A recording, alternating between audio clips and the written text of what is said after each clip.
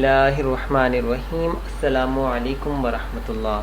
معزز سامعین کرام، اذان کا جواب دینے کی فضیلت اور اس کا طریقہ کار کیا ہے، آج کی ویڈیو میں بتائیں گے۔ سب سے پہلے حدیث مبارکہ آپ کو سناتا چلوں۔ اللہ کے رسول صلی اللہ علیہ وسلم نے فرمایا، جو شخص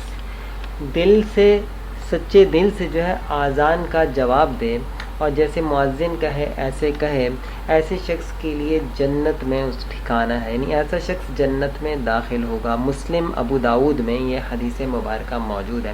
اور اذان کے وقت خاموش ہو جانا چاہیے، تلاوت کر رہے ہیں تو تلاوت بند کر دینی چاہیے، خاموشی سے اذان سنیں۔ اذان کے جواب جو ہے اس طریقے سے دیا جاتا ہے، جب مؤذن کہے اللہ اکبر تو آپ نے بھی کہنا ہے اللہ اکبر۔ اشہد ان لا الہ الا اللہ، آپ بھی کہیں گے اشہد ان لا الہ الا اللہ۔ وہ کہے گا اشہد ان محمد الرسول اللہ، تو آپ بھی کہیں گے اشہد ان محمد الرسول اللہ۔ جب مؤذن حی علی الصلاۃ کہے گا تو آپ نے لا حول ولا قوت الا باللہ۔ جب وہ حی علی الفلاح کہے گا تو بھی لا حول ولا قوت الا باللہ کہنا ہے۔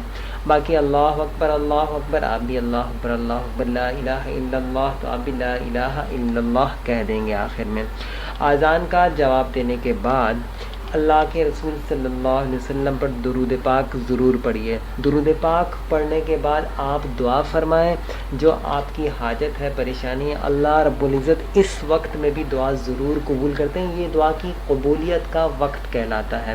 تو معزز سامعین کرام، اس طریقے سے اذان سنا کیجئے، اس کا جواب دیں۔ اور میں مجھے بھی یاد رکھیے گا، اپنا خیال رکھیے گا۔ اللہ حافظ۔